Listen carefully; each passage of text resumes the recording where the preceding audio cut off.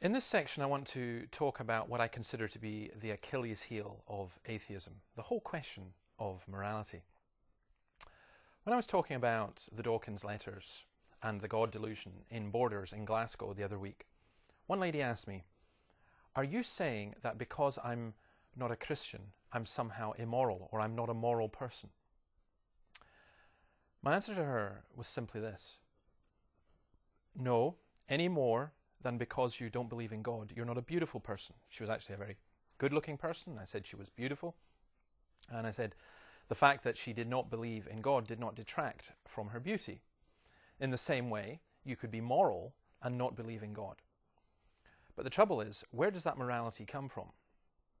And how do you work things out? You may believe that to go out and kill somebody is wrong. How do we know that? Now, what Dawkins does, he explains, or tries to explain, morality from an atheistic evolutionary perspective. First of all, he argues that morality is something that is altruism. In other words, you look after your own kind, your own people. Then there's something called reciprocal altruism. You scratch my back and I'll scratch yours. You invite me round for a meal, I'll invite you round. We look after one another. Dawkins adds to that two other very interesting facets. He talks about reputation. We want to be seen to be good, so we behave in a certain way. And then there's a very interesting one in our modern culture where he talks about superiority. If I can give £1 million and be seen on television giving, and I'm exerting my superiority to other people around me. Now, whether or not that explanation is adequate for the morality that we see, and I personally don't think it is, there are some significant problems with it. Firstly, it does not seem much of a morality. It is still primarily based on the selfish gene. It's about me, myself, mine. Secondly, it's deterministic. There's no concept of free will, of choice, or of responsibility. We are good only because we're programmed to be that way. And again, I find that just a depressing view of humanity. Are we really saying that if I'm a violent person, it's just because I've been genetically programmed that way? Where does that leave responsibility? In fact, I suspect that this particular viewpoint is leading our society down a very dark alley. A crucial part of being human is being free to choose.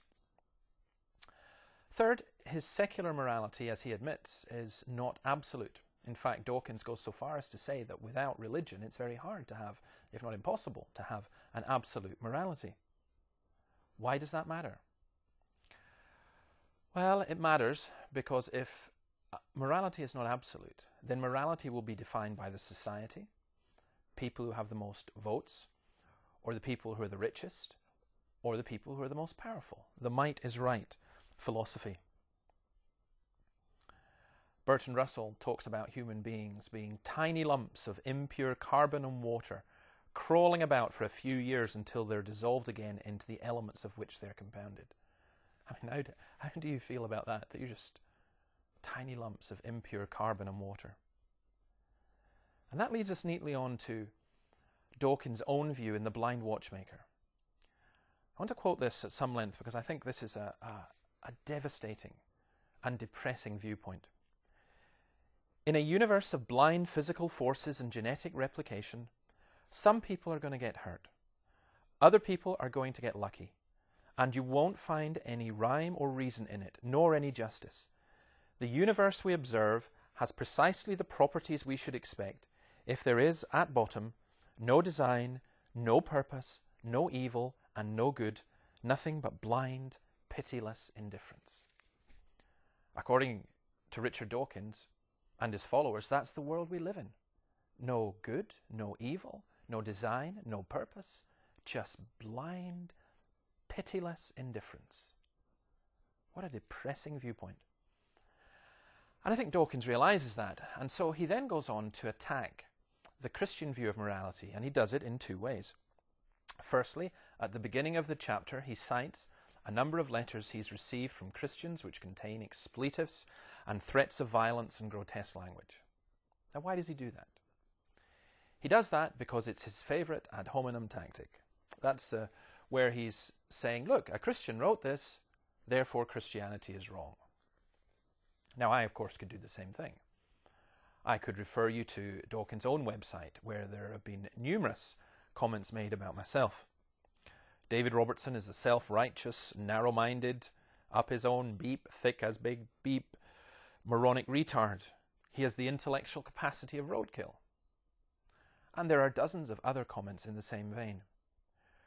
Would it be justified or fair of me to say that because of this, the arguments that Dawkins uses in his book are wrong? No, not at all.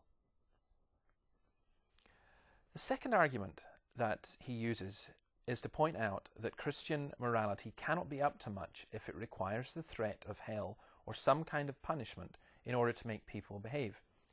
He cites Einstein. If people are good only because they fear punishment and hope for reward, then we're a sorry lot indeed.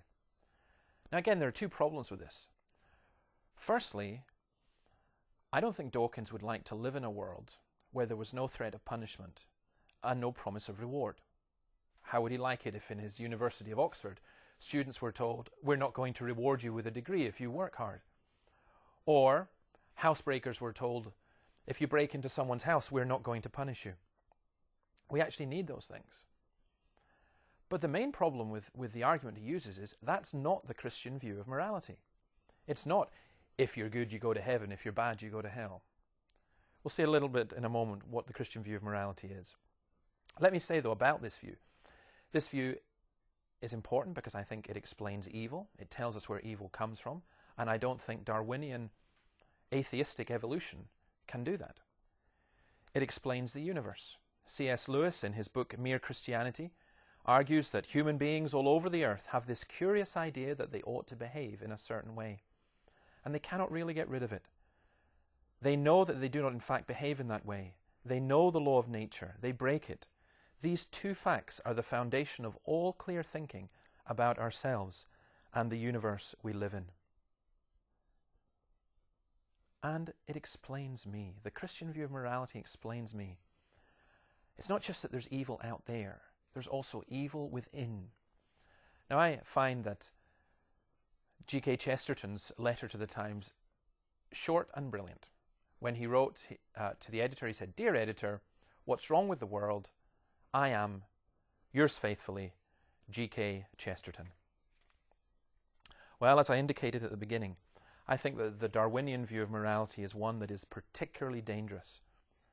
I think that there are people who have followed that philosophy, and I think who have led it down a particular route. I think Hitler's Germany, Stalin's Russia, Mao's China have all been based upon that kind of philosophy. That's not to say that all atheists are Nazis or Stalinists or Maoists, but it is to say that it is the kind of philosophy which leads to those things, and that's why we have to fight it. Let me finish by saying what the Christian view of morality is. Real Christians are not moralists, thinking that if only we offer a reward here, a bit of punishment there, then decent human beings will behave better and somehow earn their own stairway to heaven. We know that we can neither legislate nor use religion to make us good.